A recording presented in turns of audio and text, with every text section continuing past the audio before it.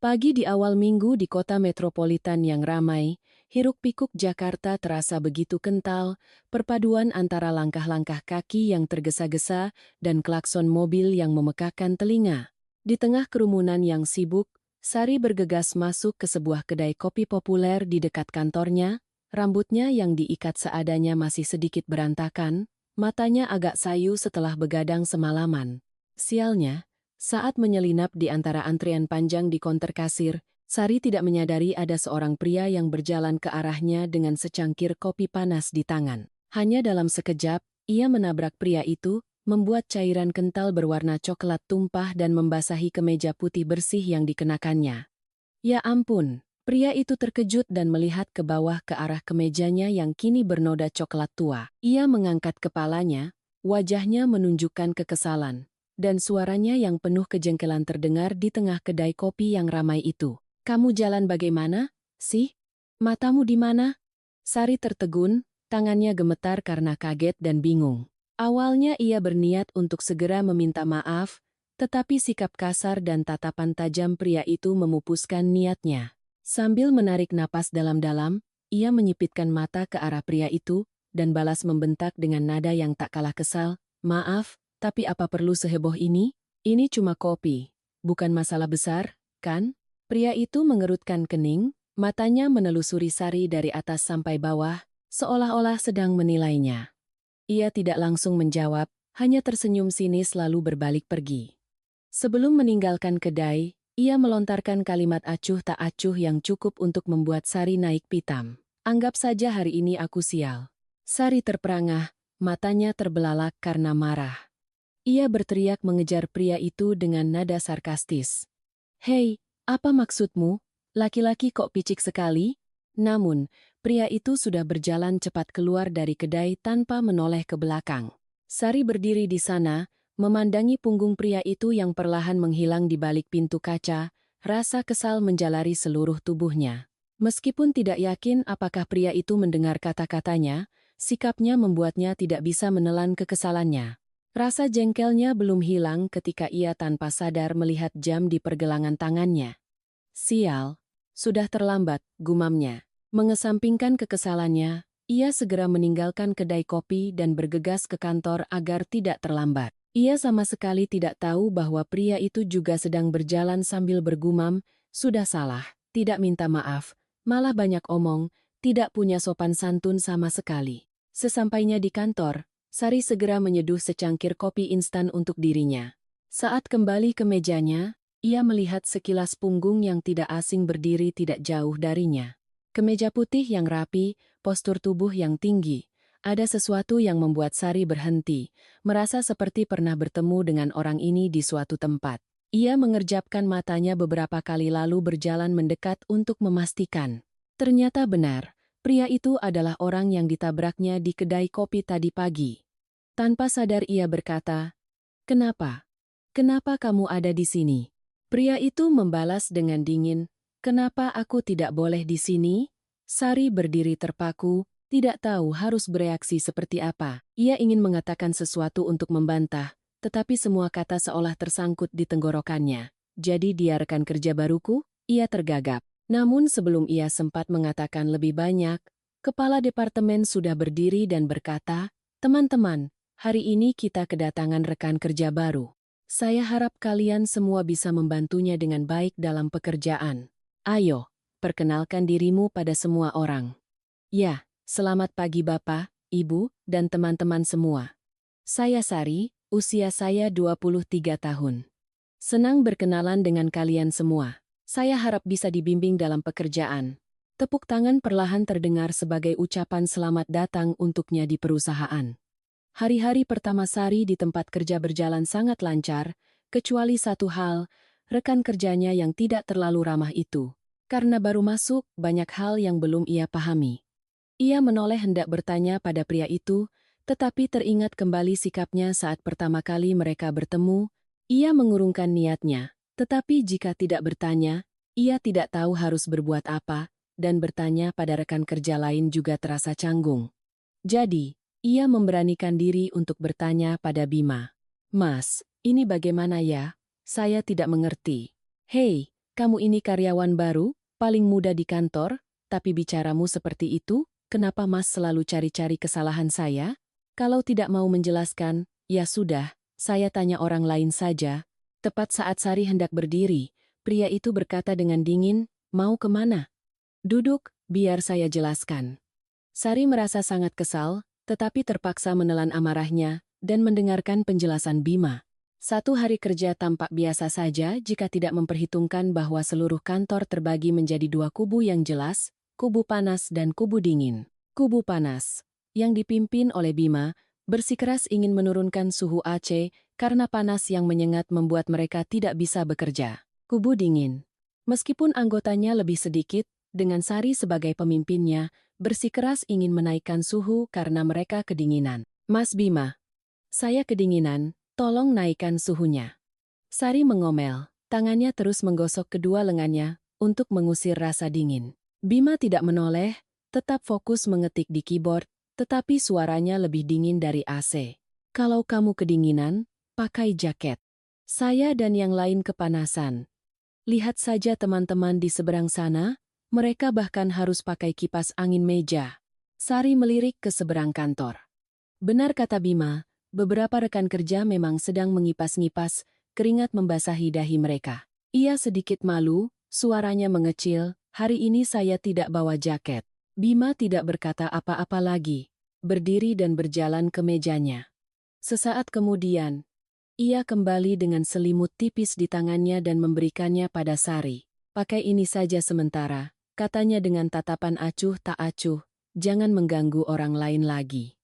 Kalimat itu seperti sember air dingin yang disiramkan ke wajah Sari. Ia yang tadinya merasa terharu karena mengira Bima peduli padanya, tiba-tiba merasa seperti dipermainkan. Jika tidak sedang di tengah banyak orang, ia pasti sudah berteriak. Kenapa rasanya aku ingin sekali menjahit mulutmu itu? Sari dengan kesal mengambil selimut itu dan membungkus tubuhnya seperti kepompong. Ia tidak mau menatap Bima sama sekali, tetapi dalam hatinya ia terus mengumpat. Dasar menyebalkan, dingin dan tidak punya perasaan. Bima melihat pemandangan itu dan tidak bisa menahan senyum tipis. Tapi ia tahu jika Sari melihatnya, gadis itu akan semakin marah. Sore harinya, hujan turun deras secara tiba-tiba. Bulir-bulir hujan akhir musim panas turun tanpa peringatan, menenggelamkan semua suara kecuali gemericik air di atap. Sari berdiri di dekat jendela, memandangi langit kelabu dan menghela napas panjang. Jalan pulang hari ini terasa berkilo-kilometer lebih jauh hanya karena hujan yang bandel ini.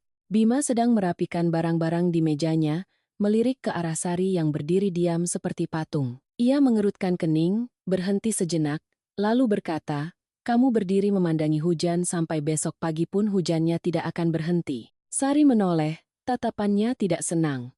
Bukan urusanmu, kenapa sih cerewet sekali? Bima mengangkat bahu, tidak mau berdebat.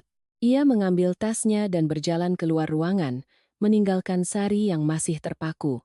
Satu persatu rekan kerja lain juga pergi, hanya tinggal ia seorang diri di kantor yang kosong.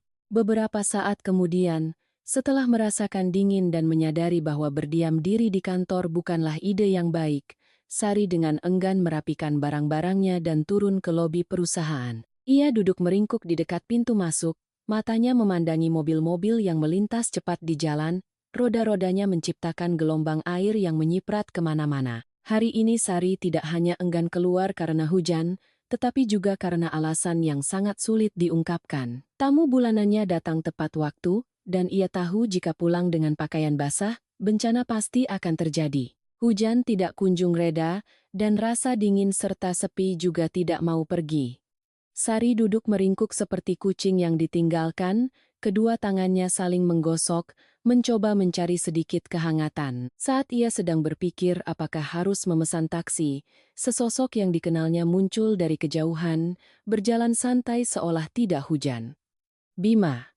Di tangannya ada payung hitam yang melindunginya dari hujan deras. Ia mendekati Sari, mengerutkan kening dan bertanya dengan nada tidak ramah, "Hei, kamu mau duduk di sini sampai kapan?" Sari mengangkat kepalanya, sedikit terkejut, tetapi sebelum sempat merasa terharu karena mengira pria itu baik hati dan peduli, kalimat berikutnya telah memadamkan semua perasaan baiknya.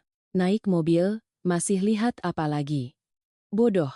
Emosi di hati Sari langsung berbalik 180 derajat. Ia menggigit bibir, matanya berkaca-kaca karena marah. Aku tidak butuh, kamu pulang saja, tinggalkan aku sendiri. Bima mengangkat alis, tidak bisa menyembunyikan kekesalannya. Kamu punya mata tidak? Bisa berpikir tidak? Dengan langit segelap ini, kalau hujan berhenti, aku akan masuk ke tong sampah itu. Kamu mau duduk di sini sampai malam? Itu urusanku, tidak ada hubungannya denganmu, balas Sari dengan nada tegas meskipun hatinya sedang berperang antara menjaga harga diri dan menahan dingin. Bima tidak berkata apa-apa lagi. Dalam sekejap ia membungkuk dan meraih pergelangan tangan Sari. Sebelum Sari sempat melawan, ia sudah menariknya berdiri, membuka pintu mobil, dan hampir mendorongnya duduk di kursi penumpang. Hei, apa yang kamu lakukan? Aku bilang tidak butuh. Sari meronta. Tidak butuh pun harus butuh. Kamu pikir aku punya waktu berdebat denganmu terus di sini? Bima dengan tegas menutup pintu mobil dengan keras seolah ingin menghentikan semua keluhan. Sari duduk diam, menatap Bima dengan tajam seperti silet. Bima tetap tenang, mengambil handuk kecil dari kursi pengemudi, dan memberikannya pada Sari. Keringkan rambutmu, nanti masuk angin dan menyalahkanku lagi. Sari dengan ragu mengambil handuk, sambil mengeringkan rambut ia bergumam. Dasar diktator. Bima menoleh, mengangkat sebelah alisnya. Kamu bilang apa? Aku bilang kamu hebat sekali. Benar-benar pria yang sopan, kata Sari dengan nada penuh sindiran. Bima tertawa, sebuah tawa yang langka, tetapi juga membuat Sari terkejut. Entah kenapa ia merasa tawa itu membuat suasana di dalam mobil tidak terlalu tegang. Langit di luar masih hujan, tetapi di dalam mobil, dua orang itu sepertinya tidak lagi merasa sedingin sebelumnya. Saat makan malam, Pak Wijoyo bertanya pada Bima, "Bima, bagaimana pekerjaanmu?" Bima berhenti makan dan menjawab ayahnya. "Untuk sementara ini, semuanya cukup baik, Ayah. Aku juga sudah melihat beberapa kekurangan dalam manajemen dan berencana akan melakukan beberapa penyesuaian." "Bagus. Tapi kapan kamu akan kembali ke posisimu?" "Pelan-pelan saja, Ayah. Aku masih ingin di sana untuk sementara waktu. Ibu lihat kamu memikirkan perusahaan itu bagus, tapi apa perlu sampai seperti itu, Nak? Apa ada yang mengganggumu di sana?" Ibu Wati, Ibu Bima, mengkhawatirkan putranya, tetapi berbeda dengan sikap khawatirnya, Bima justru sangat antusias. "Oh, aku kan bukan anak umur 3 tahun lagi yang takut diganggu orang, Bu. Ibu jangan khawatir." "Ya, Ibu hanya khawatir saja." Bima adalah putra satu-satunya dari direktur utama perusahaan garmen terbesar di negara ini, nama terkemuka di dunia bisnis. Sejak masih kuliah, ia telah menunjukkan bakat luar biasa dan memberikan kontribusi signifikan bagi perkembangan perusahaan keluarga.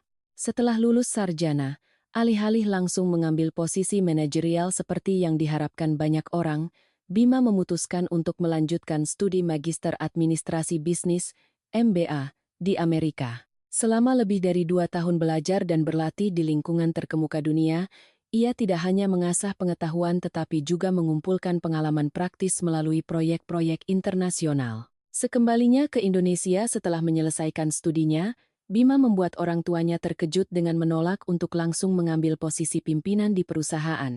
Sebaliknya, ia memilih untuk memulai kariernya di perusahaan sebagai staf di Departemen Penjualan. Menjelaskan keputusannya, Bima berbagi bahwa untuk mengelola secara efektif, seorang pemimpin perlu memahami secara mendalam pekerjaan serta aspirasi setiap karyawan. Menurutnya, cara terbaik untuk mencapai itu adalah dengan bekerja bersama, berbagi kesulitan, dan mengalami kenyataan di posisi paling dasar. Bima tidak hanya menunjukkan semangat untuk maju tetapi juga kerendahan hati dan visi strategis dalam membangun kariernya. Sari dan Bima terus bekerja bersama, dan meskipun mulut Bima terkadang membuatnya sangat marah, ia menyadari bahwa ia tidak lagi membencinya seperti dulu. Namun, tidak jarang juga Bima masih membuatnya melotot dengan pikiran yang sama, berharap bisa menjahit mulutnya. Suatu pagi yang cerah, suasana kantor lebih ramai dari biasanya karena pimpinan perusahaan datang untuk rapat dengan Departemen Penjualan.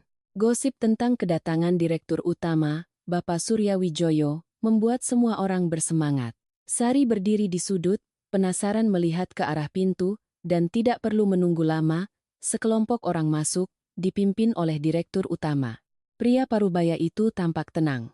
Di sampingnya ada manajer produksi, kepala akuntan, dan yang paling istimewa, seorang gadis cantik yang membuat semua mata tertuju padanya. Dia adalah Riana, sekretaris direktur utama. Dengan rising kulit putih bersih, dan aura yang bersinar, ia seperti bintang yang berkelip di ruang kantor yang sederhana. Sari tidak bisa menahan diri untuk tidak berdecak kagum. Ya ampun, kok ada orang secantik dan seberkarisma ini? Sempurna sekali. Bima yang berdiri di sampingnya mendengar itu dan berkata dengan santai. Menurutku biasa saja. Sari langsung menoleh ke arahnya, matanya seolah berkata, kamu buta? Atau otakmu beku? Biasa saja, perlu aku antar kamu periksa mata? Orang secantik dan sekaya itu tidak dikagumi, malah berkomentar membosankan. Bima mengangkat bahu, sudut bibirnya terangkat membentuk senyum setengah mengejek. Namun, saat Sari hendak membalas, Bima justru mengatakan sesuatu yang mengejutkan. Kalau kamu berdandan dan berpakaian seperti dia, kurasa kamu bisa lebih cantik lagi. Sari terdiam, tidak tahu harus marah atau senang. Kamu memujiku? Tidak. Aku hanya mengatakan yang sebenarnya. Kalimat singkat namun tak terduga itu membuat hati Sari sedikit senang. Tapi tepat saat itu, Bima berbalik, meninggalkan Sari yang berdiri di sana dengan perasaan heran sekaligus sedikit kesal dengan sikapnya yang seolah memberi pujian dengan setengah hati, tapi tepat saat itu, Bima berbalik. Meninggalkan Sari yang berdiri di sana dengan perasaan heran sekaligus sedikit kesal dengan sikapnya yang seolah memberi pujian dengan setengah hati. Rapat berlangsung dengan serius, namun mata Sari sesekali melirik ke arah Riana. Bukan karena iri, tetapi karena ia benar-benar terpikat oleh kecantikan gadis itu. Rapat selesai, semua orang kembali ke meja kerja mereka atau pulang. Bima sedang merapikan dokumen ketika teleponnya bergetar. Nama Riana muncul di layar. Ia menjawab telepon dengan perlahan. Suaranya tidak terlalu antusias. Halo, ada apa? Riana tertawa kecil di seberang telepon. Suaranya yang merdu membuat orang sulit menolak. Malam ini makan malam denganku. Ya? Maaf ya, malam ini aku ada urusan. Bima mencoba mencari alasan untuk menolak, tetapi Riana tidak mudah menyerah. Kamu sibuk sampai ulang tahunku saja tidak bisa meluangkan waktu? Bima sedikit terkejut tetapi tidak sempat menjawab karena Riana melanjutkan, dengan nada seolah menyindir, hanya makan malam saja kok. Kalau kamu tidak pergi, aku harus pergi dengan siapa? Bima menghela napas pelan, di hadapan kegigihan Riana, ia terpaksa setuju. Baiklah, biar aku atur. Kirimkan saja alamatnya.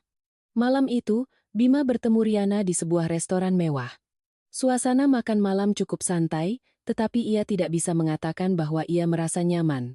Riana terus tersenyum dan menceritakan kisah-kisah menarik, tetapi matanya seolah ingin mengamati reaksi Bima. Setelah makan, Riana tiba-tiba mengusulkan, malam ini cuacanya bagus, bagaimana kalau kita jalan-jalan sebentar, Mas? Sudah lama aku tidak makan es krim di Taman Impian Jaya Ancol. Bima ragu sejenak, tetapi melihat wajah Riana yang penuh harap, ia akhirnya mengangguk setuju. Di Ancol, saat mereka berdua baru saja duduk di bangku panjang dengan es krim di tangan, mata Bima tanpa sengaja menangkap pemandangan yang familiar. Sari berdiri tidak jauh dari sana. Di hadapannya ada seorang pemuda. Ia sedikit mengerutkan kening, tidak tahu mengapa ia begitu memperhatikan gadis itu saat ini. Ternyata Sari sedang berbicara dengan mantan pacarnya, suaranya penuh permohonan. Kenapa kita harus putus? Aku kan tidak pernah memintamu mengorbankan kariermu untukku. Pria itu menghela napas, matanya menghindar. Sari, maafkan aku benar-benar ingin fokus pada karierku. Aku tidak ingin membuatmu menunggu tanpa kepastian masa depan. Tapi aku tidak keberatan menunggu. Suaranya seperti pecah, air mata mengalir di pipinya. Aku hanya butuh kamu, hanya kamu. Pria itu tetap dengan dingin menggelengkan kepala. Aku tidak bisa. Hiduplah dengan baik. Setelah itu, ia berbalik dan pergi. Meninggalkan Sari berdiri di sana. Di tengah keramaian kawasan pejalan kaki, Ia menutupi wajahnya dan menangis tersedu-sedu, tidak peduli dengan tatapan penasaran orang-orang di sekitarnya. Bima melihat pemandangan itu, hatinya merasakan sakit yang aneh. Meskipun tidak mengerti mengapa, melihat Sari menangis seperti itu membuatnya merasa tidak nyaman hingga tidak bisa mengalihkan pandangannya. Riana di sampingnya sepertinya menyadari tatapan Bima dan bertanya pelan, "Mas kenal dia?" "Ah tidak, sudah malam, antar aku pulang saja." Meskipun Bima mengatakan tidak kenal dengan gadis itu, Riana tetap merasakan ada sesuatu di antara mereka berdua. Keesokan paginya, suasana kantor kembali seperti biasa, tetapi Bima merasa ada yang kurang. Melihat ke arah meja Sari, ia menyadari kursi kosong itu membuatnya sedikit tidak terbiasa. Ia membuka ponselnya dan mengetik pesan singkat. "Hari ini kenapa tidak masuk kerja? Pekerjaan belum selesai kok masih malas-malasan." Pesan terkirim tetapi ia menunggu lama dan tidak ada balasan. Bima sedikit mengerutkan kening, berpikir sejenak lalu menelepon. Di seberang sana, Sari berbaring di tempat tidur dengan selimut menutupi seluruh tubuhnya. Ponsel di meja terus berdering, tetapi ia tidak mau menjawab. Suara dering yang terus-menerus membuatnya kesal. Akhirnya ia membuka selimut, mengambil ponsel dan menekan tombol jawab. Suaranya jelas menunjukkan kekesalan. "Halo, siapa?" Bima di seberang sana bukannya kesal malah tertawa. "Ini aku. Aku menelepon untuk memastikan kamu masih hidup. Mendengar suaramu seperti ini, sepertinya tidak ada yang serius." Sari menggigit bibir, merasa kesal tidak tahu harus menjawab apa, tetapi suara perhatian, Bima meskipun terdengar mengejek membuat hatinya sedikit lega. "Ya, aku masih hidup, tidak perlu Mas khawatirkan. Siapa juga yang khawatir denganmu, aku hanya takut perusahaan dapat nama buruk." "Mas, mulutmu itu kenapa ya? Rasanya ingin kujahit saja." "Oh, silakan saja kalau bisa." Merasa tidak bisa bicara lebih lama dengan Bima, ia langsung mematikan telepon. Bima tidak merasa aneh, sebaliknya sudut bibirnya terangkat membentuk senyuman. Ia tahu, Sari baik-baik saja, itu sudah cukup. Sore harinya ia datang menemui Sari. Sari sedang berbaring di tempat tidur dengan selimut menutupi seluruh tubuhnya, berniat tidur panjang untuk melupakan segalanya. Tetapi ketukan di pintu tiba-tiba terdengar, berirama dan sepertinya tidak akan berhenti. "Siapa?" Sari bertanya dengan kesal, dengan enggan bangkit. Ia berjalan untuk membuka pintu, dan begitu pintu terbuka sedikit, wajah yang familiar muncul membuatnya terkejut. "Mas, kenapa Mas datang ke sini?" Bima dengan wajah datar mengangkat alisnya. "Aku tidak boleh datang ke sini?" "Ah, bukan begitu maksudku. Tapi, bagaimana Mas tahu alamat rumahku?" Bima menyeringai, setengah bercanda setengah serius. "Tidak sulit kok. Aku meretas komputer HRD." Sari berdiri tertegun, matanya membelalak, kaget sekaligus marah. "Hei, kalau tidak bicara yang benar, kamu bisa mati ya?" Bima tertawa, raut wajahnya jelas menunjukkan rasa geli. Sari menggelengkan kepala tak berdaya, mulut pedas Bima memang tidak ada obatnya. "Sudahlah, masuk dan ganti baju, aku akan mengajakmu jalan-jalan," katanya dengan nada lebih seperti perintah daripada ajakan. "Jalan-jalan?" Sari menatapnya penuh curiga. "Iya, cepat, atau aku berubah pikiran." "Tapi," Bima memotong, tatapannya sedikit tidak sabar. "Tapi apa lagi? Kamu mau berbaring di bawah selimut dan menangis seharian?" "Dasar bodoh." Kata-katanya seperti menyentil saraf sensitif Sari. Ia melotot. "Kalau tidak mengejekku, kamu bisa mati ya?" Bima menyeringai, melipat tangan di depan dada. "Jadi, kamu mau ikut tidak?" Sari dengan kesal menjawab. "Ikut ya ikut, tunggu di luar." Bima mengangkat alis, suaranya penuh ejekan. "Kenapa harus menunggu di luar?" "Karena aku mau ganti baju." "Sudah jelas?" Sari hampir berteriak, lalu menutup pintu dengan keras di depan wajahnya. Bima berdiri di luar, tertawa melihat sikapnya, ia bersandar di dinding, sama sekali tidak terlihat kesal, bahkan merasa cukup terhibur. Beberapa saat kemudian, pintu terbuka lagi, Sari muncul dengan pakaian sederhana namun rapi, wajahnya tidak lagi muram seperti sebelumnya. Bima langsung mengendarai motornya ke sebuah pusat perbelanjaan besar. Sari yang duduk di belakangnya tidak bisa menahan rasa herannya melihat lampu-lampu terang dan keramaian orang. "Kenapa ke sini?" tanyanya, tetapi Bima hanya menyeringai tanpa menjawab. Mereka berdua masuk ke pusat perbelanjaan, langsung naik ke lantai 5, di mana terdapat area permainan. Begitu masuk, Sari langsung terpana oleh suara bising dan suasana yang ramai. "Ini yang kamu sebut jalan-jalan?" tanyanya ragu. "Tentu saja. Ayo mulai," kata Bima sambil menarik tangannya ke arah wahana permainan menegangkan pertama. Sari belum sempat bereaksi ketika Bima sudah menariknya dan mendudukkannya di kursi. Sabuk pengaman terpasang, hitungan mundur terdengar, dan dalam sekejap ia merasa tubuhnya seperti terlempar ke udara. "Ah ah ah!" teriakannya menggema di seluruh area permainan. Sementara Bima duduk di sebelahnya dengan wajah datar, belum sempat pulih, Sari sudah ditarik ke permainan berikutnya, mulai dari balap mobil, lempar bola basket, hingga panjat tebing buatan. Semua permainan itu membutuhkan tenaga dan membuatnya lelah sampai hampir pingsan. "Aku tidak mau main lagi," katanya terengah-engah sambil melambaikan tangan. "Aku lapar sekali. Kalau tidak makan, aku bisa pingsan karena lapar." Bima tertawa, akhirnya mau berhenti. "Baiklah, ayo kita makan." Mereka memilih sebuah restoran Korea di lantai bawah, di mana suasananya lebih tenang dan nyaman. Bima memesan sepanci sup pedas. Kuahnya yang mendidih dan aromanya yang harum membuat Sari tidak bisa menahan laparnya. Sambil menyantap makanan, Bima bertanya dengan nada santai. "Bagaimana? Setelah beraktivitas, suasana hatimu lebih baik?" Sari mengangkat kepala menatapnya, terkejut. "Bagaimana Mas tahu suasana hatiku sedang tidak baik?" Bima mengangkat bahu, matanya bersinar jenaka. "Tadi malam aku melihatmu menangis seperti orang bodoh di tengah jalan." Kata-katanya membuat wajah Sari memerah. "Mas? Mas melihatnya?" "Iya, penampilanmu saat itu benar-benar menyedihkan." Sari merasa malu sekaligus kesal. Ia ingin membantah tetapi kemudian berpikir, setidaknya Bima tahu ia sedang sedih, makanya mengajaknya jalan-jalan. Kali ini ia akan memaafkannya. Ia tidak berkata apa-apa, hanya fokus makan. Setiap suapan makanan disantapnya dengan lahap, membuat Bima tertawa. "Kamu makan dengan semangat sekali ya," kata Bima. "Tentu saja, aku hampir mati kelaparan," balas Sari tanpa mengangkat kepala.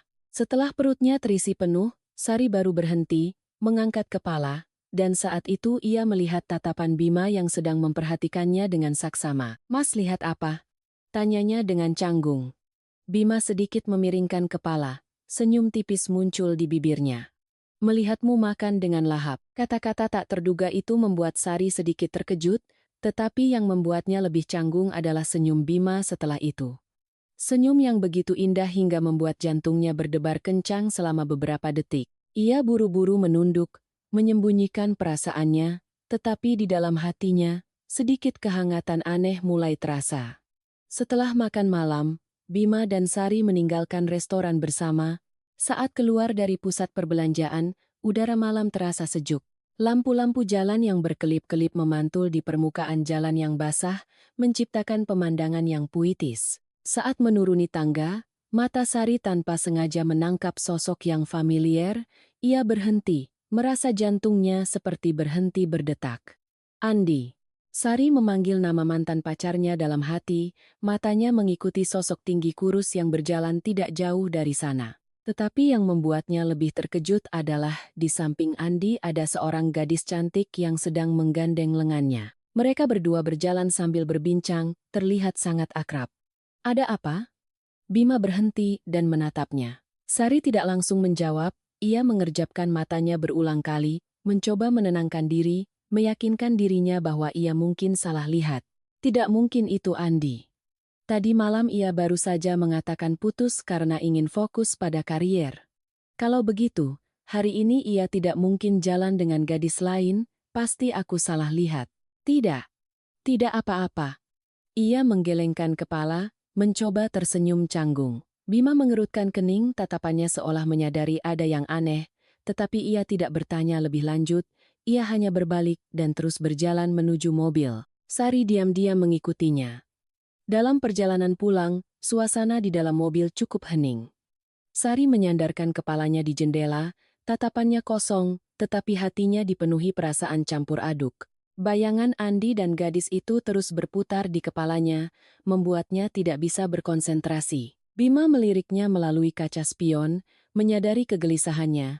Ia tidak berkata apa-apa, hanya fokus mengemudi, tetapi tangannya disetir sedikit menegang seolah sedang menahan sesuatu. Di depan rumah Sari, ia menghentikan mobilnya. Sudah sampai.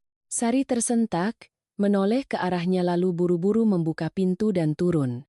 Sebelum masuk, ia berhenti, berbalik menatap Bima. Terima kasih, Mas. Sungguh, hari ini berkat Mas suasana hatiku jauh lebih baik. Bima menatapnya, wajahnya masih sedingin biasanya, tetapi kata-katanya seperti biasa, tetap membuatnya ingin berteriak kesal. Kalau suasana hatimu sudah baik, besok masuk kerja, jangan malas lagi, mengganggu yang lain. Sari menarik napas dalam-dalam, menahan amarahnya. Iya, saya tahu. Jawabnya cepat, lalu berbalik dan masuk ke dalam rumah, tidak mau menatapnya lagi. Tetapi begitu pintu tertutup, ia bersandar di pintu, hatinya tidak bisa berhenti memikirkan apa yang terjadi hari ini. Bima duduk di dalam mobil, melihat pintu rumah Sari tertutup, matanya penuh pikiran. Ia tidak mengerti mengapa ia begitu peduli dengan perasaan Sari. Ia menggelengkan kepala, menyalakan mobil dan pergi. Tetapi pikirannya tidak bisa lepas dari bayangan Sari malam ini. Senang saat bermain game, dan sedikit terluka saat melihat mantan pacarnya. Di dalam hati Bima, sepertinya ada perasaan aneh yang mulai tumbuh. Hari-hari berikutnya, hubungan antara Sari dan Bima terasa jauh lebih nyaman. Perdebatan sengit sudah jarang terjadi, digantikan oleh obrolan yang lebih ringan. Mereka tidak lagi saling melempar tatapan tajam atau ejekan menyakitkan seperti sebelumnya. Hal ini membuat seluruh departemen penjualan terkejut, terutama Ibu Rina, seorang rekan kerja yang cukup dekat dengan Sari, dan selalu memperhatikan setiap gerak-gerik di kantor. Suatu siang saat semua orang sedang makan di kantin, Ibu Rina menatap Sari dengan tatapan jenaka lalu tiba-tiba bertanya, "Hei Sari, Ibu perhatikan akhir-akhir ini kamu dan Bima akrab sekali ya, sepertinya sangat cocok, tidak seperti dulu lagi. Apa kalian ada apa-apa?" Pertanyaan mendadak itu membuat Sari terkejut. Tidak, tidak ada apa-apa. Bu, jangan sembarangan. Ia buru-buru melambaikan tangan, wajahnya memerah, tetapi kegugupannya justru membuat Ibu Rina semakin curiga. Oh, semakin kamu menyangkal, aku semakin curiga. Teman-teman, ayo lihat sini. Ibu Rina sengaja memanggil dengan keras, membuat beberapa rekan kerja lain menoleh penasaran. Sari merasa sangat canggung hingga tidak tahu harus berbuat apa. Sungguh Bu, jangan bercanda lagi. Ia dengan gugup mencoba menjelaskan, tetapi pembelaannya sepertinya tidak ada gunanya, hanya membuat semua orang semakin menggodanya. Sementara Sari memerah padam. Bima, objek utama pembicaraan, justru tampak sangat tenang. Pagi itu ketika Sari tiba di kantor, ia melihat secangkir kopi kecil sudah tersedia di mejanya. Awalnya ia mengira ada yang salah meletakkan, tetapi melihat tulisan tangan yang familiar ditutup gelas dengan tulisan, "Selamat bekerja," ia langsung mengerti. Bima, dengan wajah datarnya seperti biasa, berdiri di dekatnya sambil memegang setumpuk dokumen. Melihat Sari menatap cangkir kopi, ia langsung bertanya, "Coba minum, kamu suka tidak jenis itu? Kalau tidak, lain kali aku ganti jenis lain." Sari menatapnya dengan heran, tidak bisa menyembunyikan keterkejutannya. "Kenapa Mas melakukan ini? Jangan lakukan ini lagi padaku." Bima mengangkat bahu dan menjawab dengan santai. "Aku hanya sekalian membeli untuk diriku, jadi kubelikan juga untukmu, lagi pula tidak seberapa harganya."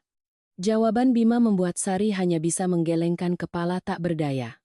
Awalnya ia masih mencoba menolak, tetapi setelah beberapa kali tidak bisa menghentikannya, ia akhirnya menerimanya. Untuk membalas perhatian aneh Bima, sesekali Sari memasak sarapan dan membawakannya untuk Bima.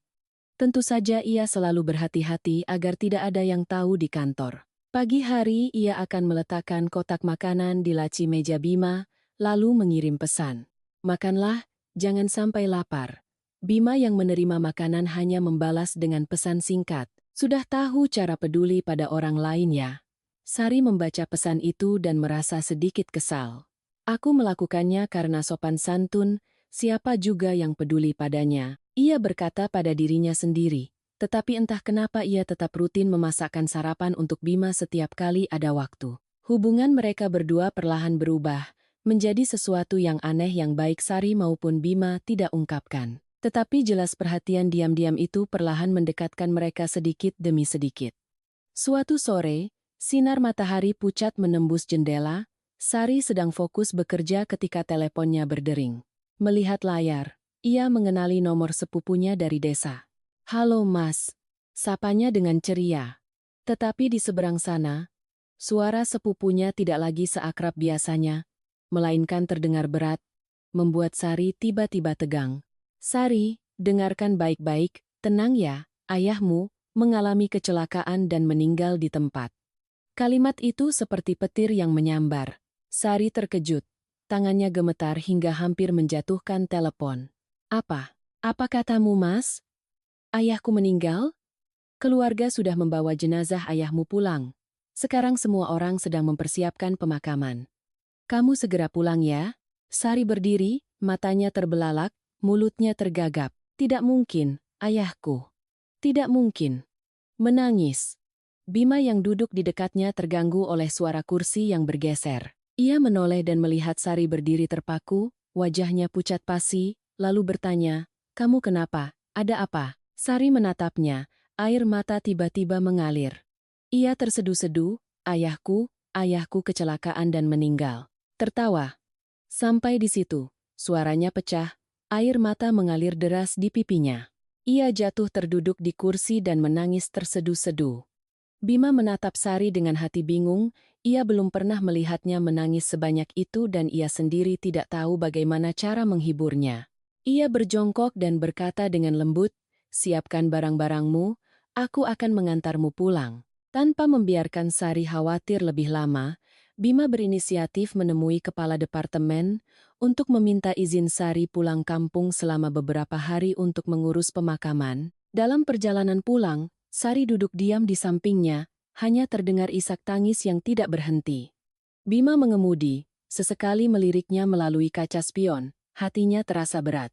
Duka ini datang begitu tiba-tiba, ia mengerti, tetapi ia tidak bisa berbuat apa-apa selain diam-diam menemaninya. Saat mobil berhenti di ujung gang, Sari melihat bendera kuning berkibar pelan ditiup angin. Semuanya terasa nyata tetapi ia masih tidak mau percaya pada apa yang dilihatnya. Ia turun dari mobil, kakinya terasa berat, suara jenderang dan tangisan pilu dari dalam rumah membuat air matanya mengalir deras. Masuk ke dalam rumah, melihat ayahnya terbaring diam di atas ranjang di tengah ruangan, Sari berlutut di sampingnya, bahunya bergetar. "Ayah," panggilnya dalam isak tangis, tetapi suaranya tercekat. Orang-orang di sekitarnya tidak bisa menahan air mata melihat pemandangan itu. Ibu Sari tersungkur di samping suaminya, menangis histeris. Bima berdiri diam di sudut, tidak berkata apa-apa. Ia tahu saat ini tidak ada kata-kata yang bisa meredakan duka ini. Keesokan paginya, ayah Sari dibawa ke pemakaman. Suasana duka menyelimuti, hanya terdengar tangisan keluarga di tengah terik matahari. Setelah semua urusan selesai, Bima harus kembali ke kota karena ada urusan mendesak. Sebelum pergi, ia meletakkan tangannya di bahu Sari, menatapnya dengan dalam. "Aku ada urusan mendesak di kota, kamu yang kuat ya." Sari mengangguk meskipun hatinya masih terasa berat. 3 hari kemudian, meskipun masih berduka, Sari tahu ia tidak bisa meninggalkan pekerjaannya selamanya. Ia kembali ke kota, hatinya masih membawa duka yang tidak bisa hilang. Bima tahu Sari sudah kembali bekerja, tetapi kali ini ia tidak banyak bicara, hanya diam-diam meletakkan secangkir kopi yang biasa di mejanya, tanpa meninggalkan pesan apapun. Sari menatap cangkir kopi itu, tiba-tiba merasakan kehangatan yang sulit dijelaskan, meskipun duka kehilangan masih terasa utuh. Setelah kembali bekerja, Sari mencoba menyibukkan diri dengan pekerjaan untuk melupakan rasa dukanya. Bima, meskipun tahu ia sudah kembali bekerja, sedang sibuk dengan urusannya sendiri dan harus pergi selama beberapa hari. Sebelum pergi, ia hanya sempat mengirim beberapa kata penyemangat. "Jaga kesehatan, kalau lelah istirahat, ada apa-apa telepon aku." Pesan singkat itu membuat Sari tanpa sadar tersenyum. Namun setelah itu, Bima seolah menghilang sepenuhnya. 3 hari kemudian, setelah pekerjaannya agak mereda, Bima muncul di depan rumah Sari. Saat itu sudah cukup malam, tetapi ia tetap ingin mengunjunginya.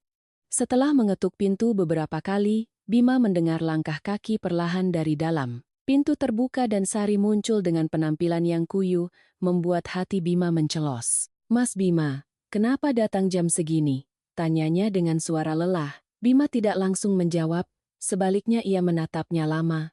Tatapannya penuh iba, lalu tiba-tiba ia menarik Sari ke dalam pelukannya, memeluknya erat. Awalnya Sari meronta, mencoba melepaskan diri dari pelukannya. "Apa yang kamu lakukan? Lepaskan aku. Jangan bergerak, diam sebentar saja." Suara Bima terdengar dalam dan hampir memohon. Sari berhenti, kelelahan dan kesedihan di dalam dirinya seolah menemukan tempat bersandar. Ia perlahan-lahan melepaskan pertahanannya, membiarkan dirinya berada dalam pelukan Bima. Ia sendiri tidak mengerti mengapa, tetapi ia menyadari bahwa ia sangat membutuhkan pelukan. Mereka berdiri seperti itu untuk waktu yang lama, tanpa kata-kata, hanya terdengar napas lembut keduanya di tengah keheningan. Bima perlahan melepaskan pelukannya, tatapannya lebih lembut dari sebelumnya.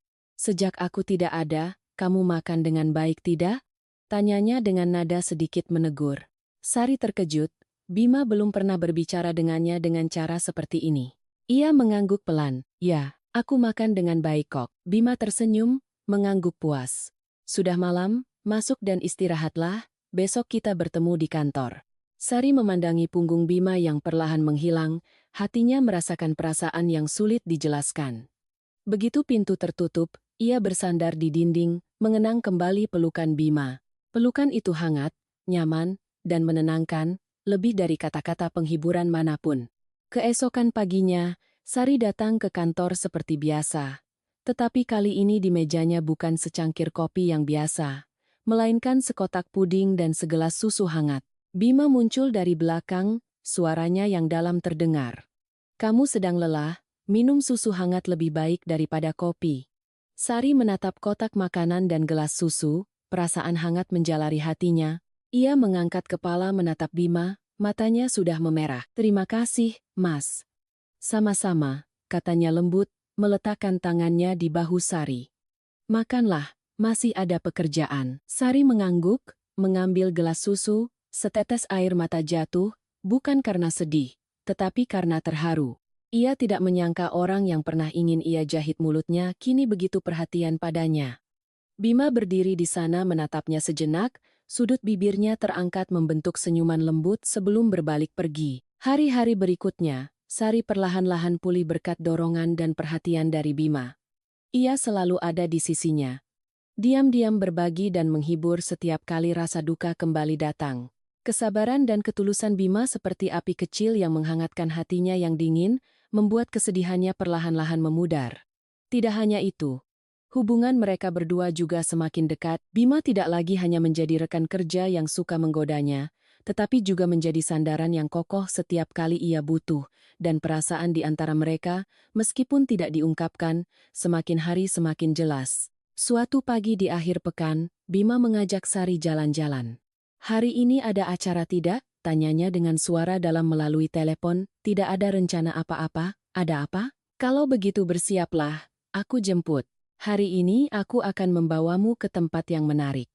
"Kemana? Nanti juga tahu." Setelah itu, ia menutup telepon, meninggalkan Sari yang penasaran sekaligus bersemangat. Bima membawa Sari ke sebuah resor di pinggir kota. Tempat itu baru saja dibuka dengan pemandangan hijau yang asri, danau yang luas, dan banyak area bermain yang menarik. "Indah sekali," gumam Sari saat turun dari mobil. "Aku tahu kamu akan suka." Bima tersenyum sambil menariknya untuk menjelajahi setiap sudut resor.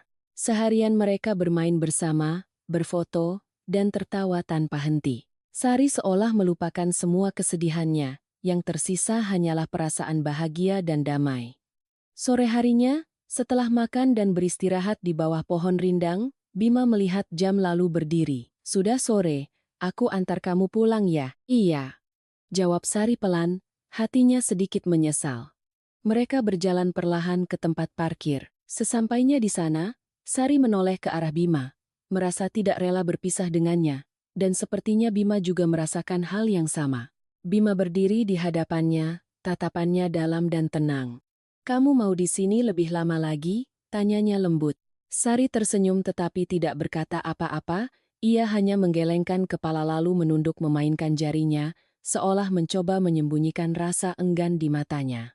Bima menatapnya lama lalu tiba-tiba melangkah maju, meraih tangannya dan menariknya ke dalam pelukannya. "Bima," panggil Sari pelan, tetapi sebelum sempat berkata lebih banyak, ia sudah mencium bibirnya. Ciuman yang tak terduga namun penuh gairah. Sari sedikit terkejut, tetapi entah kenapa ia tidak mau menolaknya. Sebaliknya, ia membalas ciuman Bima dengan alami dan penuh semangat hingga ia sendiri terkejut. Setelah ciuman yang panjang, Bima perlahan menjauhkan bibirnya, berbisik di telinganya. "Jadilah pacarku. Kamu sudah menciumku dengan begitu semangat, tidak bisa menolak lagi." Kata-kata Bima membuat wajah Sari memerah. Siapa? Siapa yang mencium siapa dengan semangat? Ia tergagap, malu sekaligus marah. Sari berbalik hendak lari, tetapi Bima dengan cepat meraih pergelangan tangannya. "Belum boleh," katanya dengan tatapan serius, "kamu belum menjawabku. Mau jadi pacarku tidak?" Sari tidak tahu harus berkata apa, hanya berdiri di sana dengan tatapan bingung. Bima tidak menyerah, ia menunduk menatapnya, matanya seolah menembus jiwanya. Akhirnya Sari menarik napas dalam-dalam, berjinjit dan mencium pipinya dengan ringan, lalu dengan canggung berkata, "Iya, aku mau, sudah puas." Sebelum Bima sempat bereaksi, ia dengan cepat berlari pergi, meninggalkan Bima yang berdiri di sana dengan senyum lebar. Bima dengan lembut menyentuh pipinya, di mana kehangatan dari ciuman Sari masih terasa, hatinya dipenuhi kebahagiaan. Ketika cinta Bima dan Sari baru saja dimulai, badai sudah datang menerpa. Pada hari rapat akhir tahun perusahaan, Bima tiba-tiba muncul sebagai direktur utama baru perusahaan. Posisi ini sudah lama dipegang oleh Bapak Surya Wijoyo. Ia adalah direktur utama sekaligus presiden direktur. Melihat Bima muncul dengan setelan jas hitam yang elegan dan rambut yang ditata rapi, Sari merasa sedikit aneh. Tetapi suaminya memang memiliki aura seorang pemimpin. Saat direktur utama memberikan pidato, kemudian memperkenalkan direktur utama baru perusahaan, semua orang terkejut. "Loh, Mas Bima, bukannya dia Bima dari departemen penjualan kita?" "Iya, benar, itu dia." "Tidak kusangka dia putra direktur utama, benar-benar tidak terduga." "Loh, lalu bagaimana dengan Sari dan Bima?" Semua orang menoleh ke arahnya. Ibu Rina yang duduk di sampingnya langsung bertanya, "Kamu tahu Bima itu putra direktur utama?" Saya tidak tahu apa-apa." "Bagaimana bisa? Dia tidak memberitahumu, atau kamu menyembunyikannya dari kami?" "Saya benar-benar tidak tahu apa-apa. Tapi selamat ya. Sekarang kamu pasti senang, kami semua hanya bisa bermimpi." Sari duduk termenung di tengah ruangan yang ramai, bisikan-bisikan di sekitarnya seolah lenyap. Matanya tidak bisa lepas dari sosok Bima yang gagah dengan setelan jas hitamnya, percaya diri berpidato di atas panggung. Ia merasakan jantungnya berdebar kencang, napasnya sesak, perasaan kaget bercampur sedikit sakit hati membuat hatinya terasa berat. Kenapa dia tidak memberitahuku? Apa aku bukan siapa-siapa sehingga dia tidak percaya padaku? Tetapi kemudian, di antara kesedihan, ada rasa bangga yang diam-diam tidak bisa ia pungkiri. Bima, pria dengan mulut pedas itu, ternyata putra direktur utama perusahaan. Senyum tipis muncul di bibirnya. Dia memang pandai menyimpan rahasia. Ia tidak tahu harus merasa marah, senang, atau bahkan kecewa. Ia hanya tahu satu hal, citra Bima di matanya, sejak saat itu telah berubah selamanya. Setelah acara rapat selesai, Sari diam-diam pulang. Ia tidak ikut pesta perayaan yang diadakan perusahaan, karena ia tidak punya nafsu makan. Saat ia sudah pulang, Bima baru mencarinya tetapi tidak menemukannya. Ia bertanya pada semua orang di departemen tetapi tidak ada yang tahu kemana ia pergi. Bima buru-buru mengambil ponselnya dan meneleponnya, tetapi meskipun telepon terus berdering, ia tidak mengangkatnya. Bima menduga ia mungkin sedang marah padanya. Ia mengirim pesan.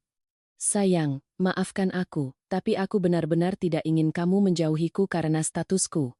Nanti aku akan menemuimu, kita bicara ya."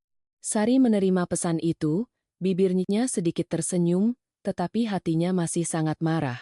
Ia ingin melihat bagaimana Bima akan menjelaskan masalah ini padanya. Dalam pesta malam itu ada banyak klien dan mitra besar perusahaan. Tepat saat Bima hendak menyelinap pergi, ayahnya berkata, "Mau kemana kamu?" "Kemari, temani ayah bertemu seseorang." "Siapa, ayah?" "Orang yang sangat penting. Kamu harus mengambil hatinya, agar perusahaan kita punya pijakan yang kuat di pasar Eropa." "Baik, ayah." Bima bersama ayahnya menemui seorang pria asing. Pertemuan itu berlangsung lebih lama dari yang ia duga. Tidak hanya sekadar sapaan basa-basi, mereka juga membahas kerjasama dalam proyek-proyek mendatang. Saat pertemuan selesai, waktu sudah hampir menunjukkan pukul 12 malam. Bima melihat jam dan hanya bisa menghela napas dengan penyesalan. Kali ini ia mengingkari janjinya pada Sari. Pagi-pagi keesokan harinya, Bima sebagai direktur utama perusahaan terbang ke Inggris untuk negosiasi lebih lanjut tentang posisi perusahaan di pasar Eropa. Ia pergi begitu terburu-buru hingga tidak sempat mengirim pesan pada Sari. Dan begitulah ia pergi selama seminggu penuh. Di rumah, Sari harus menghadapi berbagai tatapan penasaran dan gosip tak henti-hentinya dari orang-orang di sekitarnya. Mereka membicarakannya tentang hubungannya dengan Bima, tentang apakah ia beruntung bisa masuk ke dalam keluarga kaya raya itu. Kata-kata yang berlalu seperti angin itu meninggalkan goresan di hati Sari yang tidak bisa hilang. Ada yang memuji, ada yang iri, tetapi sebagian besar penasaran dan mengamati. Sari hanya bisa diam dan mencoba tersenyum setiap kali harus berhadapan dengan seseorang. Ia berkata pada dirinya sendiri bahwa ia tidak boleh menunjukkan perasaannya, tidak boleh membiarkan siapapun tahu bahwa hatinya sedang terkoyak. Di luar ia mencoba tetap tenang, tetapi di dalam hatinya ia bingung seperti benang kusut.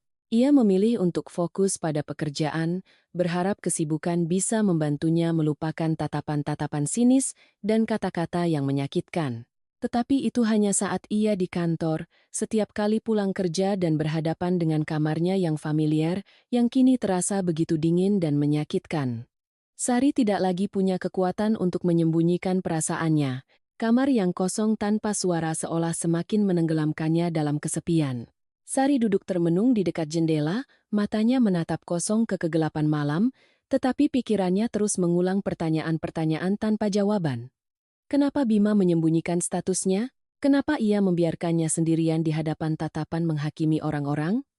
Apakah semua yang terjadi di antara mereka selama ini hanya lelucon?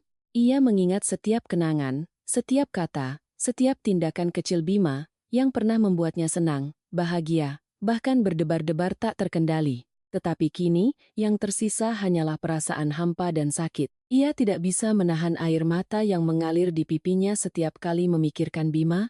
Ia merasa dikhianati, seolah semua yang pernah mereka bagi tidaklah nyata. "Kenapa kamu melakukan ini padaku?" Pertanyaan itu terus bergema di kepalanya, seperti lingkaran setan tanpa jalan keluar. Malam-malam yang panjang, Sari meringkuk di tempat tidur yang dingin, hatinya terasa sakit. Terkadang ia menyalahkan dirinya sendiri, berpikir mungkin ia tidak cukup baik untuk dipercaya Bima. Terkadang ia marah dan menyalahkan Bima karena menyembunyikan semuanya, tetapi ada kalanya ia hanya ingin bertemu dengannya, menanyakan semuanya dengan jelas untuk mengetahui apakah masih ada kesempatan di antara mereka. Hampir seminggu berlalu, Sari masih belum menerima telepon atau pesan dari Bima, membuatnya perlahan-lahan kehilangan kepercayaan padanya, pada perasaan yang pernah ada di antara mereka. Tetapi saat ia sudah belajar untuk menghadapi rasa sakitnya, Bima muncul. Malam itu, saat Sari berjalan pulang dengan langkah lelah, tiba-tiba sebuah bayangan besar muncul di hadapannya. Sari terpaku selama beberapa detik saat melihatnya, tetapi kemudian dengan cepat ia mencoba melewatinya, tanpa sapaan, tanpa teguran. "Sari, kita bicara sebentar ya?" Sari tidak menjawab, terus menghindarinya. "Jangan diam saja, kita bicara. Aku tahu aku salah, aku seharusnya tidak menyembunyikan hal itu darimu, tetapi perasaanku padamu itu tulus, semuanya tulus." Sari mendengar setiap kata yang diucapkannya tetapi berpura-pura tidak mendengar. Ia menepis tangan Bima dan berjalan pergi. "Katakan sesuatu, kumohon. Kamu mau marah atau memaki aku juga tidak apa-apa, tapi jangan diam saja. Seminggu ini aku tidak menghubungimu karena aku harus pergi dinas ke luar negeri. Pekerjaan dan jadwalku di sana sangat padat. Setiap hari aku hanya tidur kurang dari 3 jam. Aku berusaha sekeras ini juga hanya untuk bisa melindungimu dengan kekuatanku, melindungi cinta kita. Jadi, bisakah kamu memaafkanku? Kata-kata Bima ini benar-benar membuatnya terharu, kakinya tidak bisa melangkah lagi. Ia berbalik menatap Bima. Kenapa Mas menyembunyikannya dariku? Melihat Sari akhirnya bicara, Bima sangat senang, ia mendekatinya, dengan gugup menjelaskan, aku tidak sengaja menyembunyikannya darimu. Awalnya aku masuk ke departemen penjualan untuk lebih memahami pekerjaan dan cara kerja semua orang, tetapi aku benar-benar tidak menyangka akan bertemu denganmu dan kemudian jatuh cinta padamu entah kapan. Aku sangat ingin memberitahumu semuanya, tetapi belum sempat memberitahumu maka. Sudahlah, Mas pulang saja. Kenapa pulang? Aku rindu padamu setengah mati, baru bertemu kurang dari 10 menit, kamu sudah mengusirku. Sari mengangkat matanya menatap Bima, matanya berkilau, basah oleh air mata. Mas pikir sekarang kita masih bisa bersama? Kembalilah ke posisimu, biarkan aku tenang. Mendengar kata-kata itu, Bima panik. Tidak, aku tidak bisa. Aku sudah bilang, aku akan melindungimu, melindungi cinta kita. Tidak ada yang bisa memisahkan kita. Kumohon, jangan seperti ini. Setelah itu, ia memeluk Sari, seolah jika terlambat sedetik saja, Sari akan menghilang dari pandangannya. Dalam pelukan hangat dan manis Bima, Sari tidak bisa menahan tangisnya. Melihatnya seperti itu, Bima sangat sedih, tetapi apa yang bisa ia lakukan?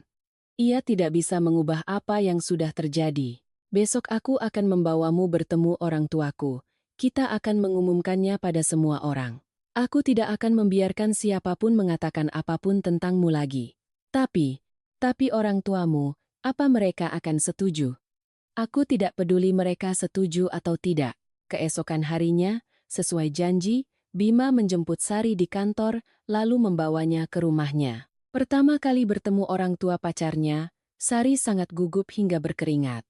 Ia duduk diam menatap jalanan melalui jendela mobil. Mobil Bima berhenti di depan sebuah villa besar yang modern dengan arsitektur yang indah. Cahaya dari lampu hias memancar, memantul di permukaan dinding putih, membuat seluruh rumah tampak bersinar di tengah malam. Sari duduk diam, tidak berani bergerak, hatinya penuh kecemasan. Ini adalah pertama kalinya ia memasuki dunia Bima, dunia mewah yang selalu ia pikir bukan miliknya. Bima turun dari mobil, berjalan memutari mobil, dan membukakan pintu untuk Sari. Ia meraih tangan Sari, meremasnya pelan seolah untuk menenangkannya. Jangan khawatir, ada aku di sini. Sari menarik napas dalam-dalam dan mengangguk, tetapi tangan kecilnya di dalam genggaman Bima masih gemetar. Ia membawanya melewati gerbang besar masuk ke dalam rumah. Begitu melewati pintu, mereka melihat Pak Wijoyo dan Ibu Wati sudah menunggu di ruang tamu. Sari merasakan dengan jelas tatapan kedua orang itu tertuju pada tangan mereka yang saling berpegangan. Seketika itu juga ia menarik tangannya dengan canggung, tetapi Bima dengan cepat menahannya. Ia tersenyum percaya diri, menatap lurus ke arah orang tuanya. Ayah, Ibu, ini Sari, pacarku. Sari menunduk memberi salam, suaranya pelan, selamat malam, Om, Tante. Pak Wijoyo menatapnya dari atas sampai bawah, tatapannya penuh pertimbangan. Sementara Ibu Wati setelah beberapa detik hening berkata, Sari ya, duduklah. Suaranya lembut tetapi ada sesuatu yang sulit ditebak. Bima menarik kursi untuk Sari, ia sendiri juga memilih duduk di sampingnya, tangannya masih tidak mau lepas. Sari merasakan kegugupan yang meluap di hatinya, tetapi ia mencoba tetap tenang. Ibu Wati menatap Sari dan bertanya, kamu bekerja di departemen penjualan perusahaan kan? Keluargamu di mana? Berapa bersaudara? Sari sedikit terkejut dengan rentetan pertanyaan itu tetapi tetap menjawab dengan sopan. Iya, Tante, saya bekerja di departemen penjualan. Rumah saya di pinggir kota, saya hanya tinggal bersama ibu. Ayah saya baru saja meninggal. Jawaban Sari membuat Ibu Wati sedikit terkejut. Ia tidak bertanya lebih lanjut dan menoleh ke arah Pak Wijoyo. Bima memecah keheningan. Ayah, Ibu, aku tahu kalian mungkin terkejut, tapi aku sangat serius dengan hubungan ini. Aku mencintai Sari dan ingin melangkah lebih jauh dengannya. Sari terkejut menatap Bima, matanya terbelalak. Kata-kata Bima terlalu mendadak, membuatnya tidak siap. Pak Wijoyo mengerutkan kening, suaranya tegas. Bima, ayah pikir kamu harus mempertimbangkannya dengan matang. Pernikahan bukan hanya masalah perasaan, tetapi juga menyangkut keluarga dan tanggung jawab. Bima tidak goyah, tatapannya tegas. Aku sudah memikirkannya dengan sangat matang, ayah. Aku tidak mau siapapun selain Sari. Ibu Wati diam-diam mengamati keduanya, matanya seolah mencari sesuatu dalam diri Sari. Akhirnya ia menghela napas pelan, suaranya lembut tetapi penuh arti. Kalau kamu sudah memutuskan seperti itu, ibu tidak akan menghalangi. Tapi Sari, apa kamu sudah siap masuk ke dalam keluarga seperti ini? Di sini semuanya tidak sesederhana yang kamu kira. Sari menatapnya dengan ragu. Ia tidak tahu harus menjawab apa, tetapi saat itu, Bima meremas tangannya pelan, memberinya kekuatan. Ia menjawab untuknya, kurasa dia akan beradaptasi pelan-pelan, tidak ada yang sulit kan? Bu? Sudah, aku izin mengantarnya pulang. Setelah itu, ia meraih tangan Sari dan berdiri. Sebelum keluar dari ruang tamu, Sari dengan sopan menunduk memberi salam pada orang tua Bima. Begitu ia mengantarnya pulang, ia menerima telepon dari Pak Wijoyo. Kamu di mana? Segera pulang. Ada apa, ayah? Ayah dan ibu ingin kamu pulang sekarang. Ada yang ingin kami bicarakan. Baik, ayah, aku segera pulang. Setelah mematikan telepon, ia menoleh ke arah Sari. Sekarang aku harus pergi, kamu istirahat ya. Iya. Bima segera kembali ke rumah. Begitu masuk, Pak Wijoyo langsung berkata, kamu adalah direktur utama perusahaan, nanti akan mewarisi posisi ayah, tapi malah mau menikahi gadis kampung seperti itu? Di dunia ini, pernikahan bukan lagi urusan dua orang nak. Ini tentang keuntungan, tentang citra kedua belah pihak. Aku tidak berpikir begitu. Seorang pria yang kuat dan cerdas tidak akan bergantung pada seorang wanita untuk memajukan kariernya. Yang mereka butuhkan adalah cinta sejati. Pak Wijoyo marah, mengepalkan tangannya, mencoba menahan amarah. Sementara Ibu Wati, ia juga sama sekali tidak menyukai Sari, tetapi karena sopan santun, ia tidak menunjukkannya di depan Sari, tetapi sekarang berbeda. Ibu juga tidak setuju.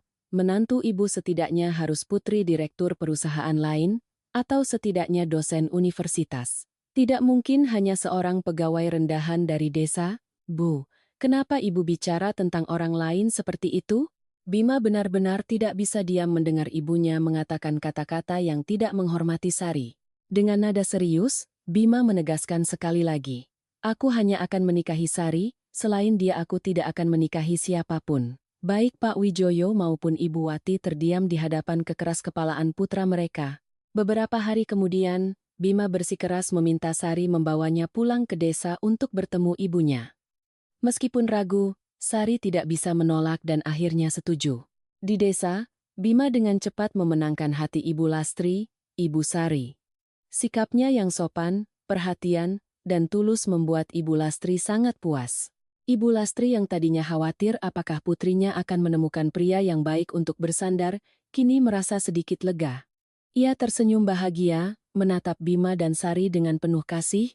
Beberapa hari yang singkat di desa berlalu dengan tenang, tetapi sementara Bima dan Sari menikmati waktu damai itu, di kota, Ibu Wati, Ibu Bima, diam-diam menjalankan rencananya. Ia telah mencarikan jodoh baru untuk Bima dan sengaja mengatur segalanya untuk memisahkan Bima dan Sari. Begitu Bima kembali ke kota, sebuah pesan dari Riana membuatnya harus menghentikan semua pekerjaannya. Dalam pesan itu Riana berkata, "Mas, perutku sakit sekali, bisa tolong antarkan aku ke rumah sakit? Orang tuaku sedang tidak ada di rumah." Dalam situasi darurat ini, Bima tidak bisa menolak, ia segera mengendarai mobilnya ke rumah Riana. Sesampainya di sana, ia melihat Riana terbaring memegangi perutnya di sofa, wajahnya pucat membuat Bima tidak sempat berpikir panjang. Bima dengan cepat menggendongnya ke mobil dan melaju ke rumah sakit. Tetapi yang tidak ia duga adalah dari sudut tersembunyi, foto-fotonya bersama Riana telah diambil.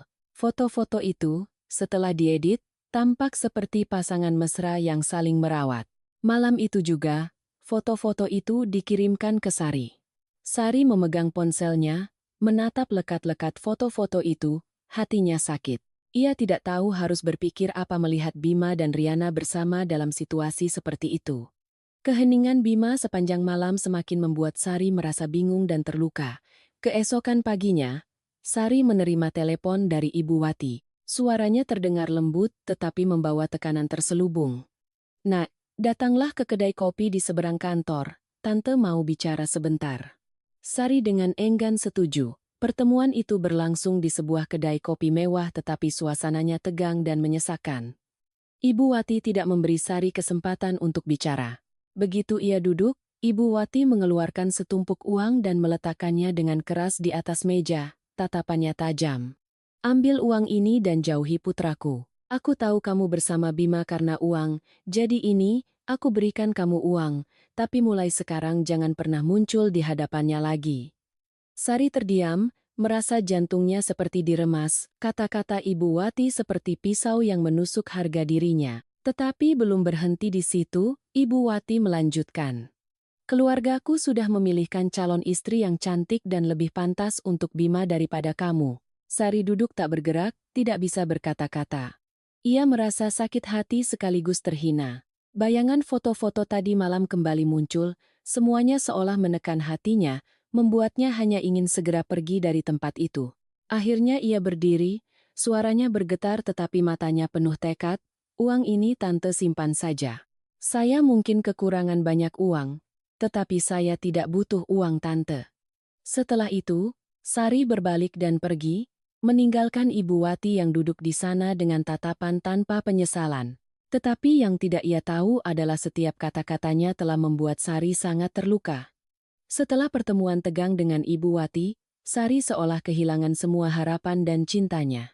Ia mengundurkan diri dari pekerjaan dan kembali ke desa untuk menghindari semua tekanan. Selama di desa, Sari hidup dalam ketenangan, memutuskan semua kontak dengan Bima, mencoba menemukan kembali kedamaian yang hilang. Tetapi yang tidak ia duga adalah Bima rela melepaskan jabatannya sebagai direktur utama untuk mencarinya. Meninggalkan karier cemerlangnya, ia kembali ke desa untuk menghadapi gadis yang dicintainya dan keluarganya. Ia menjelaskan pada Sari bahwa antara ia dan Riana tidak ada perasaan apapun. Ayah Riana dan ayahnya adalah teman baik dan pendiri perusahaan, jadi kedua keluarga memang sering berinteraksi. Tetapi ia sendiri tidak pernah memiliki perasaan apapun pada Riana. Ia juga sudah menjelaskan pada Riana dan melarangnya ikut campur dalam urusan cintanya lagi. Semua itu adalah rekayasa ibunya dan Riana. Dengan penjelasan ini, Sari bersedia memaafkannya dan mengizinkannya tinggal di rumahnya selama beberapa hari. Bima dengan cepat memenangkan hati Ibu Sari berkat ketulusan dan kesopanannya. Ibu Lastri, yang selalu mengkhawatirkan putrinya, tidak bisa tidak terharu melihat keteguhan hati Bima. Ia menasihati Sari, "Pria seperti itu harus kamu hargai, jangan sampai kehilangan baru menyesal." Ketika semua tampak akan membaik, badai datang lagi saat Ibu Wati, Ibu Bima, tidak segan-segan datang jauh-jauh ke desa Sari. Begitu Ibu Lastri bertemu dengan Ibu Wati, suasana menjadi sangat tegang. Ketenangan Ibu Lastri yang biasa tiba-tiba hilang, digantikan oleh tatapan penuh amarah. "Bawa ibumu pulang, saya tidak mau kalian di sini sedetik pun lagi." Suara Ibu Lastri terdengar tegas. Kalimat itu membuat semua orang terkejut. Bima tidak mengerti mengapa Ibu Sari tiba-tiba berubah seperti itu. Sementara Sari hanya bisa diam menatap ibunya dengan tatapan bingung. Sari terus bertanya tetapi Ibu Lastri bersikeras tidak menjawab. Kemudian ia memaksa Sari untuk memutuskan hubungan dengan Bima dan mengaturnya untuk bekerja dengan kerabatnya di Surabaya. Suatu sore saat Ibu Lastri pergi ke pasar, Sari diam-diam meminjam telepon tetangga untuk menelepon Bima. Ia terseduh-seduh berkata, "Mas, tolong cepat bawa aku pergi. Aku akan segera pergi jauh." Bima segera kembali ke desa Sari. Tetapi saat ia dan Sari bertemu diam-diam, Ibu Lastri tiba-tiba memergoki mereka. Tidak ada cara lain, ia terpaksa mengungkapkan rahasia yang disimpannya selama bertahun-tahun. Ibu Lastri berkata dengan sedih, "Ibu minta maaf, Nak, tapi hari ini Ibu harus mengatakan yang sebenarnya. Kamu adalah putri dari wanita itu." Hari itu Ibu pergi ke pasar sangat pagi. Saat mendekati vihara, Ibu melihat seorang wanita terburu-buru naik ke mobil seorang pria. Saat lewat, Ibu melihat wajahnya dengan sangat jelas. Dan begitu ia pergi, ada tangisan bayi dari keranjang yang ditinggalkannya. Dan itu adalah kamu, ayah dan ibu membawamu pulang dan membesarkanmu sejak saat itu. Baik Sari maupun Bima terkejut mendengar pengakuan Ibu Lastri. Sari tergagap, "Bu, bagaimana ini bisa terjadi? Kenapa ibu tidak memberitahuku lebih awal? Sekarang kalian sudah tahu hubungan kalian yang sebenarnya. Ibu yakin kalian tahu apa yang harus dilakukan." Bima mengerti maksud Ibu Lastri, ia langsung berkata, "Tapi saya bukan anak kandung Ibu Wati. Ibu saya meninggal lebih awal, baru setelah saya berumur 5 tahun, ayah saya dan Ibu Wati menikah. Jadi saya dan Sari bukan saudara seperti yang Tante pikirkan." "Begitukah? Kamu bukan anak kandungnya?" Bima menegaskan dengan yakin. "Iya, Tante. Saya yakin bukan." Meskipun begitu, Sari tetap sangat terkejut mengetahui bahwa ia hanya anak angkat. Dan ibu kandungnya adalah Ibu Wati, wanita kaya raya yang pernah melemparkan uang di hadapannya agar ia menjauhi Bima. Bima kembali ke kota dan segera memberitahu Ibu Wati berita mengejutkan itu. Ibu Wati sangat terkejut hingga tekanan darahnya naik dan harus segera dirawat di rumah sakit. Setelah kesehatannya stabil, Ibu Wati bersama suaminya kembali ke desa Sari untuk menemuinya, tetapi Sari bersikeras menolak bertemu dengannya. "Pulanglah. Saya tidak mau bertemu dengan Anda." Ibu Wati menangis dan berkata, "Ibu tahu sekarang sudah terlambat untuk mengatakan apapun. Ibu adalah ibu yang buruk. Ibu minta maaf, Nak, tapi bisakah ibu menebus kesalahanku sedikit saja? Saya tidak butuh penebusan apapun dari Anda, pulanglah." Setelah itu, Sari berlari pergi, membuat semua orang tidak berdaya melihatnya. Setelah kembali ke kota, Ibu Wati mengalami syok berat. Rasa bersalah yang mendalam ditambah dengan trauma masa lalu membuatnya depresi dan harus dirawat di rumah sakit. Bima menelepon Sari, suaranya terdengar sedih. "Ibuku, kondisinya sangat lemah dan terus memanggil namamu. Aku tidak tahu apakah kamu bersedia, tapi jika bisa, aku harap kamu mau menemuinya." Sari duduk termenung di samping telepon, hatinya bimbang, luka di hatinya belum sembuh, tetapi bayangan seorang ibu yang berjuang dengan penyakit membuatnya tidak bisa mengabaikannya. Sari masuk ke kamar rumah sakit tempat Ibu Wati terbaring diam. Saat melihat Sari, matanya berkaca-kaca tidak bisa berkata-kata. Air mata mengalir di wajah tuanya, seolah menampung semua penyesalan dan permohonan. "Nak, bisakah kamu memaafkan ibu?" Ibu Wati berkata dengan suara lemah.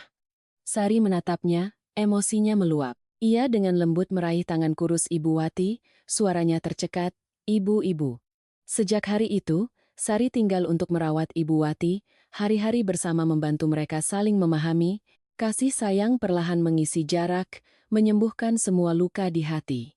Ketulusan Sari seperti api yang menghangatkan hati Ibu Wati, membantunya pulih dengan cepat. Setelah sembuh, Ibu Wati baru menceritakan semuanya pada Sari. Saat itu ia baru berusia 17 tahun, ditipu oleh pacarnya dan hamil, tetapi pacarnya tidak mau bertanggung jawab. Ia tidak berani menggugurkan kandungannya, hanya menunggu sampai hari kelahiran lalu membawanya ke vihara untuk dirawat. Saat itu keluarganya sangat miskin, jika ia merawat anak itu, ia tidak tahu bagaimana caranya.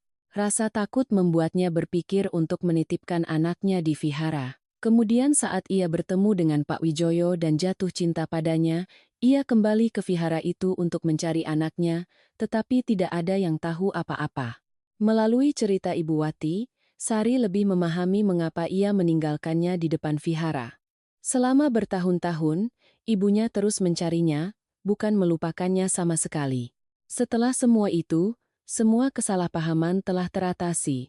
Yang tersisa hanyalah cinta yang hangat. 3 bulan kemudian, pernikahan Sari dan Bima diadakan di sebuah taman luas di villa keluarga Bima, sebuah tempat megah dengan desain seperti dongeng. Di bawah sinar matahari sore keemasan, kelopak-kelopak mawar putih dan merah muda ditata membentuk jalan panjang menuju altar yang dihiasi lampu-lampu kristal kecil yang berkelip. Pemandangan sekitarnya dipenuhi suasana romantis. Meja-meja panjang dengan taplak renda putih dihiasi bunga segar dan cahaya lilin yang berkelip. Kursi-kursi berlapis emas berjejer rapi menciptakan suasana klasik sekaligus elegan. Di panggung utama, Tulisan Sari dan Bima selamanya terbuat dari kristal berkilauan di bawah sorotan lampu. Saat Sari muncul, seluruh ruangan seolah terdiam. Ia berjalan perlahan di atas karpet merah yang dipenuhi kelopak bunga dengan gaun pengantin putih bersih, ekor gaunnya yang panjang menjuntai seperti aliran perak. Bima berdiri di ujung altar, matanya tidak lepas darinya, senyumnya seolah menampung seluruh dunia.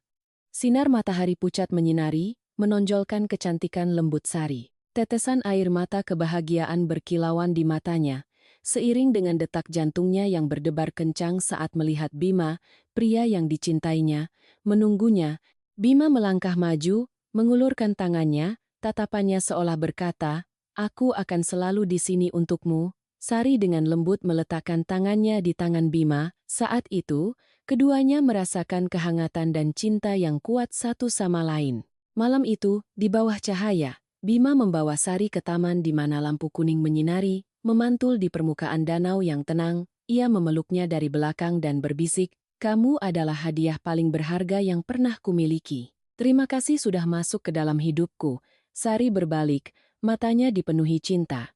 "Terima kasih, Mas, karena selalu mencintai dan menungguku. Aku cinta kamu." Mereka berciuman manis di bawah langit berbintang, menandai awal yang baru di